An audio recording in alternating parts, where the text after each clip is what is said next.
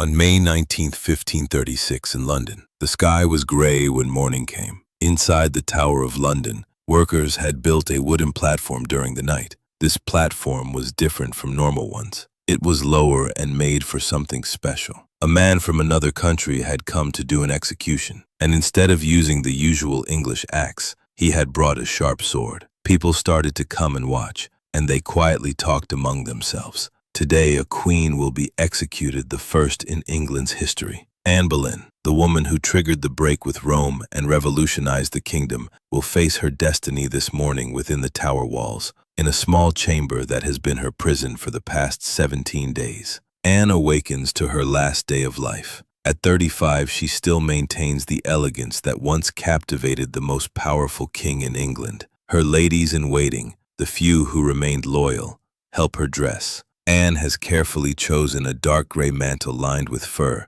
beneath which she wears a crimson bodice, colors that will not show blood, a choice both practical and dignified. "I hear the executioner is very good. I have a little neck," Anne remarks gracefully, touching her own throat. This comment, recorded by witnesses, reveals not only courage, but a dark irony in the face of the inevitable. How did Anne Boleyn come to this terrible end? Daughter of Thomas Boleyn, an ambitious diplomat, and Elizabeth Howard of noble lineage, Anne grew up partly in the sophisticated French court, where she absorbed Renaissance culture and the refinement that would later distinguish her. Upon returning to England around 1522, she was not considered a great beauty. With olive skin, black hair, and dark eyes, she diverged from the Renaissance ideal of pale complexion and blonde hair. But she possessed something more valuable: a sharp intelligence, knowledge of languages and arts, and a magnetic presence that drew everyone around her. When Henry VIII, whose marriage to Catherine of Aragon was not producing the much-desired male heir, turned his eyes to Anne, she refused to follow in the footsteps of her sister, Mary Boleyn, who had already been the king's mistress. "I will not be your concubine," she reportedly told the monarch. "If you want my heart and body, you must give me a crown." A risky gamble, but one that would forever change English history. For 7 years, from 1526 to 1533, Henry pursued Anne with an obsession that transformed the kingdom. To marry her, he broke with the Catholic Church, declared himself supreme head of the new Church of England, faced opposition from the Pope and Emperor Charles V, and revolutionized his country's religious structure. In January 1533, Anne and Henry married secretly, when she was already pregnant. Anne's reign lasted only 3 years, but her impact was profound, intelligent, and incisive. She promoted religious reforms, patronized scholars, and circulated English translations of the Bible, then forbidden to her admirers. She was a visionary to her enemies, and they were many, a manipulative heretic. Her downfall began with reproductive failures. After Elizabeth, Anne became pregnant again, but suffered a miscarriage in 1534. A third pregnancy in 1535 also ended in miscarriage, this time of a male fetus. For a king obsessed with a male heir, these failures were unforgivable. As Henry's love cooled, Anne's enemies gained strength, especially Thomas Cromwell, the king's chief minister. In April 1536, the conspiracy to overthrow Anne gathered momentum. Cromwell orchestrated an investigation into the Queen's supposed improper conduct. On May 2nd, Anne was arrested and taken to the Tower of London. The accusations were as grave as they were absurd: adultery with 5 men, including her own brother George Boleyn, conspiracy against the king's life, and treason. Her trial on May 15th was a legal farce. Without the right to an attorney or to confront witnesses, the Queen was subjected to a tribunal composed almost entirely of political enemies. Despite this, Anne defended herself with eloquence. A witness described how she answered everything so wisely and discreetly that she seemed not a woman, but an angel. It didn't matter. The verdict had been determined before the trial even began: guilty, with a sentence of death by burning, the traditional punishment for female treason. Showing a final flash of mercy, or perhaps merely concerned with international public opinion, Henry commuted the sentence to beheading and ordered that a specialist be brought from France. The French executioner was an expert in the use of the sword, promising a swift and relatively painless death. Back to May 19th, 1536, at 8 in the morning,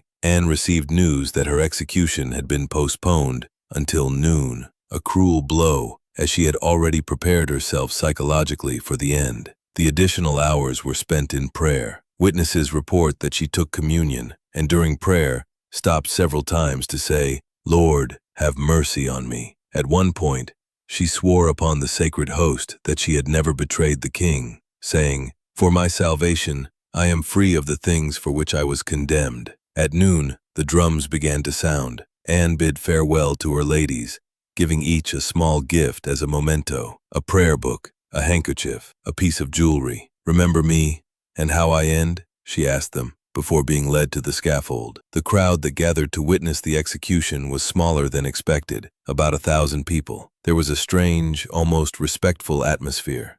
Anne was granted permission to make a final speech. Her words were carefully chosen. "Good Christians, I come here to die, according to the law, and therefore I will speak nothing against it. I am come hither to accuse no man, nor to speak anything of that whereof I am accused. I pray God, save the king, and send him long to reign over you. For a gentler nor a more merciful prince was there never, and to me he was ever a good, a gentle and sovereign lord." These words reveal an extraordinary woman. Even facing an unjust death, Anne did not proclaim her innocence nor attack her enemies. It was a masterful political move. By presenting herself as a loyal subject to the end, she preserved the dignity of the crown and indirectly protected the future of her daughter Elizabeth. After her speech, Anne removed her mantle and cap, handing them to her ladies. One of her last gestures was to give a purse of gold coins to the executioner,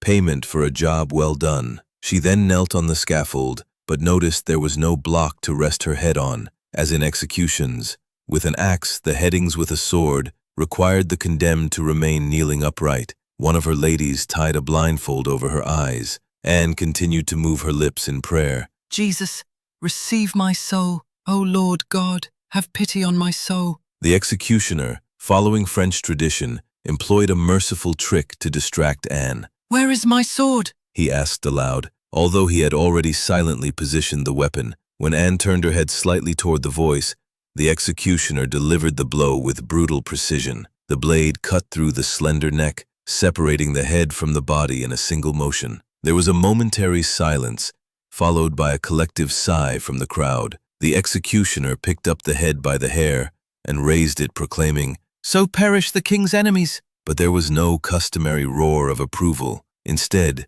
only an uneasy murmur traveled through those present. At that moment, the thunder of cannon resounded through the tower, echoing across the Thames River. It was the signal for Henry VIII, who was waiting at his Whitehall palace, that he was free to marry again. The next day, he became formally engaged to Jane Seymour. 10 days later, they were married. Anne's body was collected by her ladies, a brutal peculiarity. No proper coffin had been provided for the former queen. Improvising, the guards found an empty arrow chest, where Anne's body, with the head placed beside the trunk, was carried to the chapel of St. Peter at Vincula, within the tower itself. There, under the stone floor, without tombstone or marking, Anne was hastily buried in an anonymous grave. Henry VIII ordered that all portraits of Anne be destroyed, her emblems removed from palaces. However, if Henry intended to completely erase Anne's influence, he failed spectacularly. 23 years after her execution, her daughter Elizabeth ascended to the English throne. Elizabeth Defy would rule England for 45 years, in a reign considered a golden age. The daughter surpassed the father in almost every aspect, and her greatest legacy was the stability that Henry had so sought. In 1876, during a restoration of the chapel of St. Peter ad Vincula, bones were discovered in the place where Anne was believed to have been buried. Among them, a female skeleton with delicate bone structure and a small skull was identified as likely being Anne's. These remains were rearrayed with more dignity. Today, the site of Anne's execution is marked by a simple glass slab on the Tower of London's lawn. Each year,